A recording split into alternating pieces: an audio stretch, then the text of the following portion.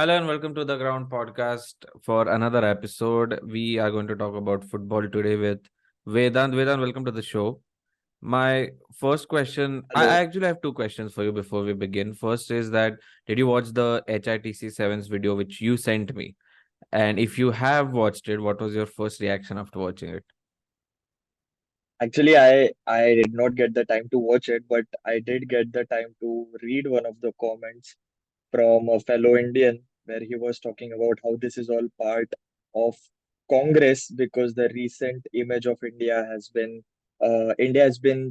portrayed as a bad country. If you know the recent incident with the Spanish couple, which happened, I think, in Jharkhand or somewhere. Yeah. So he was saying that this is all part of Congress's ploy to showcase India as a bad country, and that is why they have instructed HITC to create this video showcasing how bad Indian football is. So I think that comment pretty much gave me the what do you say, the hint of what could be in the video. And I think it's pretty much what we have been covering on this podcast for the past few months. But just the thing that we have been doing this as insiders, and when an outsider does the same thing, our people hate it. It's hard to imagine Congress's IT cell sitting and sort of shortlisting football channels who are very much followed by Indians but are not really but have credibility so that they will actually believe them. So, I but mean, good comment. it's hard to imagine even any organization in this country focusing on football that much, I mean, even if it is the their National election Congress, strategy. yeah, the National Congress Party's own minister, who was actually the president of AIFL, didn't give a hoot about football. So why would they give anything about football right now? So that was, and the second question was, you met Ole Gunnar Solskjaer. What was that about? How did that feel like? Oh man, I mean it's a long time back, I think, to see a person how he is in, like, because we've been seeing him as the manager, as the player of Manchester United, where we see these managers talk in the media, and you just kind of think that, maybe they're just doing it to maintain their own image and because they've been instructed by the club to be nice in the media, talk nice things. But he actually is one of those people who is that humble in real life as well, because I saw him. He was just so well mannered and just so warm with every single person that he interacted with. It was an unbelievable experience. He shared a lot of anecdotes from Sir Alex Ferguson's days, from the Manchester United days, and it was just a pretty wonderful experience overall. Oh, hopefully I'll get to meet someone from Arsenal because there was one Arsenal. event in Mumbai and I actually called them very like 5, 6 years ago. I think I called them. I spent all my balance calling in UK, so I made an international call to ask them whether they are coming, and they said no, that's Oh, kind of cancelled, and I spent 100 rupees for that 20-second call. So hopefully, but all right, someday, now man. let's come to our main thing. Enough nicety. So, all right, give me the news that I'm excited to hear. I don't think we have pretty much anything that your what do you say, your AIFF anti-AIFF mind would like to hear for this week. But I think this week we have, because we are approaching the end of the ISL. In like a month or so, the season will end. So I think it's pretty much we should be talking about that right now. And you constantly send me the updates of the title race, so I had a pretty good look at it, and I have to admit it is pretty exciting because right now Mumbai City and Mohun Bagan, they are on top with 39 points, and Goa is in third with 36, and Odisha is fourth with 35, but they have a game in hand.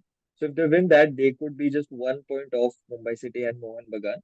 So that is a pretty interesting race going on within the top four of the ISL. At the bottom, of course, Hyderabad is dead last. They won their first game of the season last week against Chennai. But I don't think there's any hope of them having any financial stability or even any stability in the table as well, because with 8 points, I don't think they're going to climb out of that last place. But even the middle table is pretty stacked because Jamshedpur is in sixth with 21 points, and then the difference between them and Chennaiyin is just 3 points, and Chennaiyin are second last. So it's a pretty competitive season of ISL going on, and you constantly send me the updates. So I really would like to hear what your say is on this as well, and who you think is going to lift the is going to qualify for the playoffs and then eventually lift Yeah. the trophy.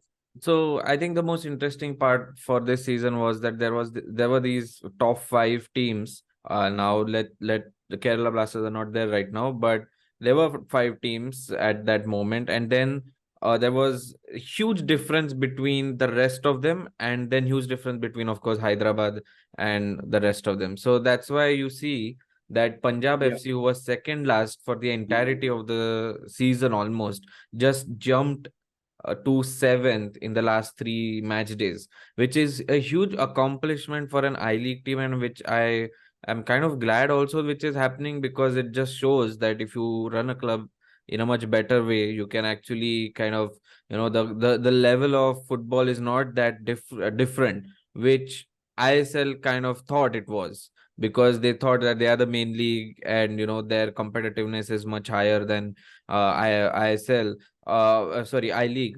I mean, obviously, maybe Mumbai City FC, Mohun Bagan, they are stronger sides. They might be a bit different than some of the other teams, but overall, I think average wise, Punjab FC ending in playoffs might also be good, because then that gives us hope about Mohammedan, who would mostly then qualify for next season. So that was a big surprise, but very well managed club, and a club that was, I think, yeah, owned by Ranjiv Bajaj, right? First, who constantly, talks about the reality of Indian football. He was the one who shared the corruption of Delhi tweet, I guess, which got really viral. And I yeah, think now, yeah, yeah. So, yeah. And I think just talking about that, just shifting to I League for a second as well. Their title race was pretty exciting as well a few weeks ago, but right now it's just Mohammedan racing away towards promotion. I think they were winning today as well. The last I checked, it was against the bottom team. They were winning 2-0, and they are think it's that going to be next season. So, which is a pretty good thing. But another thing that I also saw was Inter Kashi. They are in fifth place, yeah, yeah, yeah. which is also a pretty good thing because they are with 33 points. And then Real Kashmir, Gokulam Kerala, Srinidhi, these are the teams which are tied on 36 points in second, third, and fourth. Hmm. And then there is Intagashi with 33 points. So, I mean, Srinidhi I think they have played two games less, so they could close the gap to 5 points within Mohammedan, but that remains to be seen. But this was just something that I observed because Interkashi was in the news. We did an episode on that last season, I think, talking about how it would be a religious kind of battle if all three teams were to be promoted in the ISL. And by the looks of it, if Mohammedan gets their place, Intakashi could be there within 2 or 3 seasons if they continue this arc of Yeah. theirs. No, no, you No, continue. go I'll ahead. say it after that. Okay, so my thing was that No, you talked my about point, yeah, religion. So it's such a big part of India, because you go in the fourth and the fifth division as well. In Mumbai itself, you have a Miltat FC, who is completely Muslim, pro-Muslim, I would say, because I mean, I wouldn't say about recruitment and stuff, but kind of formed from the basis of those religious ideologies. And it's kind of, religion is kind of very much rooted to football. So I would actually like the positive outcome of it if football can provide that anytime in India, where both sects are coming up together, sort of battling it out on the stadium, in the stadium, but outside the stadium it's quite different. So outside the stadium they're friends, but inside the stadiums they're kind of really supporting the team. I hope that happens, because that can then send a very positive message to a country that is obsessed with religion, basically, and who's who, and how, even where do you marry, for example. So yeah, that was one thing. So yeah, what were you saying?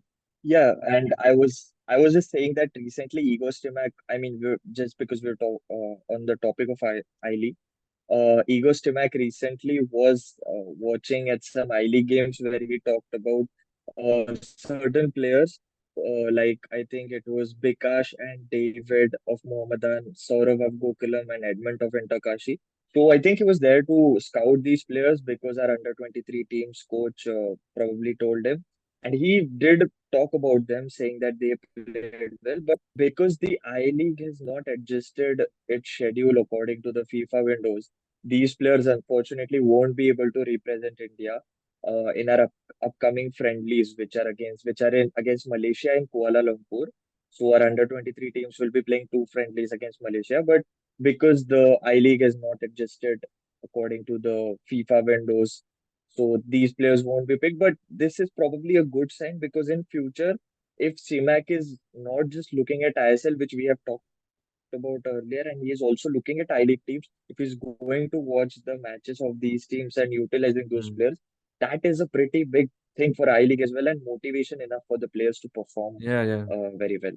More than anything, it is that motivation, because if you know that there are some scouts or there's a potential that I just don't have to play for ISL in order to make it in the Indian team, I think that's going to add the pressure, that's going to add that kind of motivation as well for the players.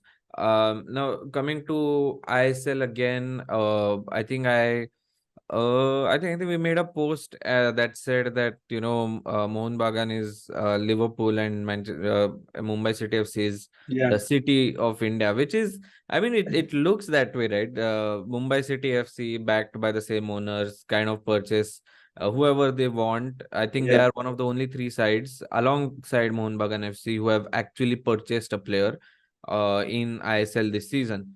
Otherwise everyone has sort of taken players on loan or bought them for free. Even Odisha, every player is free. No, they haven't purchased any player. So yeah, so in that way, both of them every season on season, I think there's a big rivalry developing, and Mohun Bagan needed that rivalry since East Bengal is not really performing in ISL as they should, or as they should be that competitive. So I hope that this goes on, but I feel that Goa and Odisha should stay in the hunt. They have a good team. Plus, Odisha has a game coming up against, I think, an Austria A League side. Can you just check the name? in the AFC Cup. Yeah, in the AFC Cup. So it's going to be a very difficult game Okay. for them. Uh, and But I uh, just wanted to, I mean, just because you were on the topic of Mumbai City, just wanted to say one thing that I was just checking the statistics, hmm, and Vikram Pratap Singh of Mumbai City. yeah, So he recently scored his first professional hat trick, and he has been doing quite well. He has 7 goals this season, and it is pretty good because we've been talking about the need to replace Chetri. And if this guy who's just 22 years old, if he continues developing in this way, India might have not another Chetri, but a good, competent enough striker to lead the line for the country. And just out of curiosity, I checked the previous seasons of ISL to, see the Indian top scorers in each season. Of course, none of them has won the Golden Boot. It's all been won by foreign players. But I was checking, and only Chetri and Changte are two Indian players to score double digits in a single ISL season. So Changte did that, I think it was last to last season. It was last season where he scored 10 goals. And Chetri did it way back in 2016 or 17 where he scored 14 goals. So apart from that, players have just been scoring single digit goals, and Vikram Pratap already has 7, so he has the chance to join that list, become the third player to do so, and it will also be a big boost for India going into the World Cup qualifiers against Bangladesh, which we will be talking about, because those are two pretty huge games for us in the current scenario. And just talking about the World Cup qualifiers, CMAC has been pretty confident about our upcoming games, and as you also said that the two games against Bangladesh are absolutely must wins for us. There cannot be Afghanistan. any excuse me because Afghanistan, sorry, my bad, Afghanistan. So the two games are just absolutely. we just have to win them because the other two teams in our group, Kuwait and Qatar, they are pretty much, we cannot be assured of beating them. So these two games are where we have to, be at our very best. And Steamac also talked about the game against Kuwait, the second game, which will be in India. So, if you must have read, we shifted the venue. It was originally supposed to take place in Kochi, but I think some few weeks back, Steamac talked to Kalyan Chobe, where he said that if we hold it in Kolkata, it will be pretty better for the team because of the home support and everything. So now the tie is taking place in Kolkata, and the team will have a 4 week break or a camp before that fixture. So Steamac has talked pretty positively in the media, where he has said that, when the team has been given a long camp, everyone has seen the results. So he has assured that there will be no stopping us, which is a far-fetched statement for me. But it just shows the positivity that the coach is taking, because all of us thought that he will be sacked after the disastrous Asian Cup campaign. But I think we're pretty much going in the right direction. But the next two games are going to be absolutely crucial.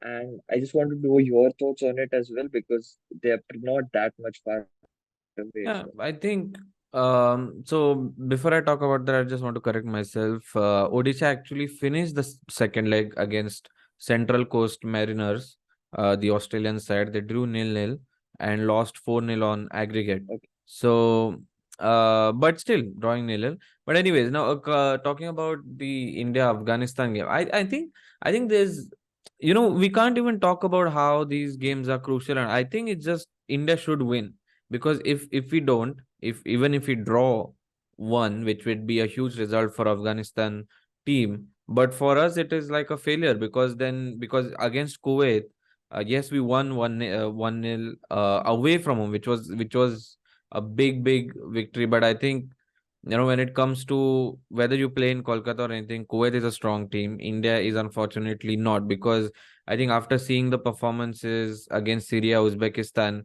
it looked like, yeah, you can play good football in patches, but what about when the stakes are very high? Can that pressure be soaked in? And we even talked about how India could not go from behind and then maybe take a shot, or maybe even not take a shot, but go to the final third, reach the final third. But since the defense was strong, come back again and not lose position. So it's that simple in football, and these days it's so important, because a lot of teams know now that you can't play football in a chaotic way. You have to sort of assert control, you have to dominate either the midfield.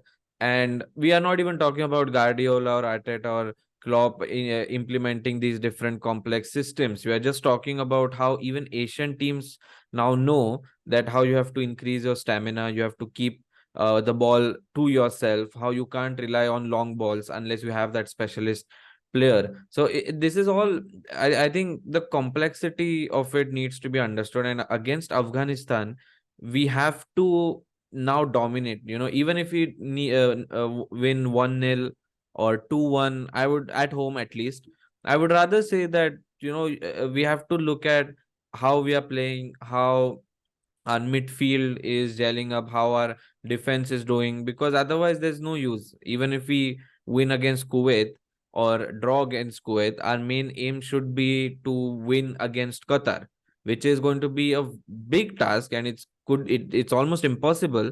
But if we keep that our target, then only we can judge these fixtures in the right way. Because winning against Afghanistan, I shouldn't, we shouldn't directly praise the manager or praise the team. Or even drawing against Kuwait or winning against Kuwait, yes, it's a good thing, because we'll get 6 additional games against big sides, which we will probably lose, but it could be a very huge and good experience. But we Yeah, need to look at how we perform against Qatar as well. So yeah, this is something I feel like. But yeah, I want to ask you, but given the fact all these corruption allegations, this astrologer thing, and how we performed so poorly in the Asian Cup, do you feel that even if we win in a very good way against Afghanistan, the perception of fans might change as opposed to what it is about the Indian team and Indian football? To answer your question, I mean, this is, you can call it a generalized opinion, but what I feel is that these days, football fans in general, not just Indian fans, they're just too reactionary. Like, they, after one game, they declare someone as a god, and after another game, if that player performs badly, they go for his head. So I think to sum up this pretty much sums up your question, the answer to your question, because what I feel is that if India wins against Afghanistan, as you said, even if it is a 2-1 or 2-0 victory, you will see every Indian fan posting on the stories, feeling happy for the team, which is a good thing for Indian football. But no one will actually think about the bigger picture or the larger picture, because after the disastrous Asian Cup campaign, everyone was coming for Stimac's head, but no one actually thought that, we should keep the manager, because that entire process is yet to finish because of the World Cup qualifiers that are yet to take place. We even discussed in one of our previous episodes where we were talking about Stimac's future, about how it would be wrong to sack him at that time because these World Cup qualifiers are not yet done. And once these are done, the entire process, you can say that it has finished, that entire uh, phase of Stimac has ended, and you can start fresh with a new manager, with new competitions, and an entirely new project. So I think that is what is important. Like, Hmm. you completely analyze the not just that one game, but the entire picture in question, about the development of the players, how the team is playing, what the condition of the board is, and what the future holds for the team. So right now, these 1 or 2 games against Afghanistan would should not decide the future of the team or even the coach, but the entire group stage campaign and where we finish should collectively determine the results. Because even if we finish third, I would say, I mean, you could argue that it would be a bad result for India after starting off so well against with that 1-0 win against Kuwait. But I think it's fine given how we have performed in the Asian Cup, and anything above third place will be a bonus result, because at least we will not be finishing with the worst set of results like the Asian Cup without even scoring a goal. Here we have defeated Kuwait. We have 2 games against Afghanistan. Then we play Kuwait at home again, which I am pretty confident is going to be a decent performance from our side. Even if we don't win, we get a draw. So I think this was a pretty formidable campaign from the entire team. And given that the coach will have his wish of a long national camp before the games against Kuwait and Qatar, I think you can judge him based on that, because if he does not even perform after getting a camp, then I think it's time to go. But if the team gets the result, then you can put the Asian Cup campaign behind us and focus on the future, which will be the third round. And as you said, we might go on to lose every single game against the best Asian teams, but it will be pretty valuable experience and exposure for our players playing those teams, playing in those matches, playing in that atmosphere, to get the hang of it, which will be better for Indian football for the whole. And I am also looking forward for STMAC to select players from the I League as well, as we discussed, which, I mean, you cannot, you can have your own reasons for not wanting the coach in place because of the style of football, because of the results and everything. But these little positives, which once if Steamac starts doing it, the next coach will also eventually have to do it at some point, because it will have become a process. So if Steamac does this one thing also, I will see it as a positive, because the next coach that comes in will also start looking at I League as a good market for players to develop the Indian team.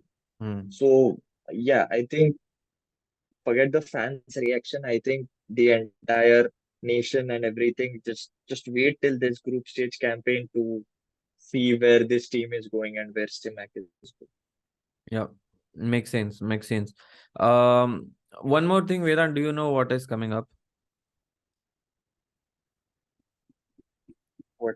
There's a lot of Elections. things coming. Elections are coming up in India. Oh, And yeah, how yeah. can Okay. a football fan contribute, or what's the role of a football fan who doesn't care about anything but just football? I think there are a lot of grassroots issues that are connected with football. You look at any association president of any association, whether it's district or state, it's a politician, including AIFF.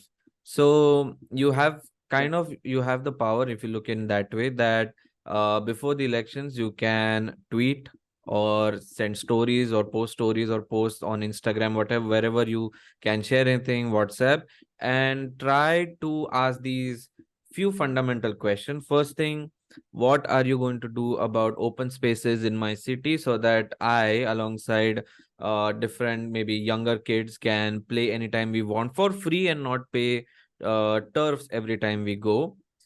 Secondly, what about the association? We are not happy with the president of our association because our the no team from our city or locality is playing in the top four nations leagues. So what are you doing about that? I'm talking about Kolhapur, Pune, Nagpur, Nashik, Northeast, where Rinti FC, a club like Rinti FC, is not there in the top four divisions of Indian football. So there's a big gap. So you can do that. You can ask that question as well.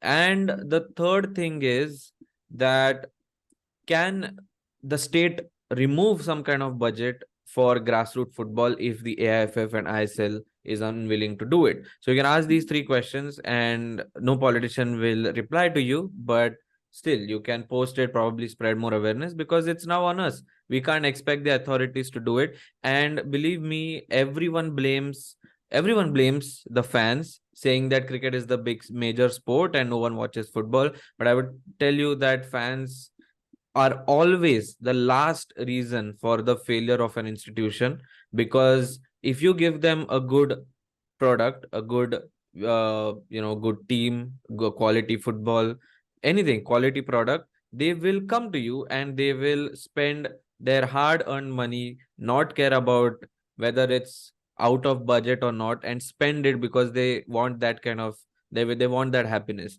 So I think that's one message I want to give. Vedant, if you want to say anything before we end the video. I think it's pretty much what you summed up, but that's just the questions you ask. I think the main important thing is to choose your leaders wisely. All right. I think I think this is time to end the episode. I thank Vedant for being on the show. I hope you liked it. I think our Hyderabad FC video was on average, compared to the average, was liked a lot and viewed a lot as well, reaching around 450, 460 views, which is good for us because we want to improve slowly and not very quickly. We don't spend anything on ads just yet. This was a bit vague here and there, episode here and there. But if you liked it, do leave a comment. If you care about football and cricket and other sport, subscribe to our channel as well, where we try to bring in some of the issues that are not talked about in any media, not just mainstream media, any media. So, all right, and let us know and stay safe and love animals and love people and be positive and be happy. All right, bye.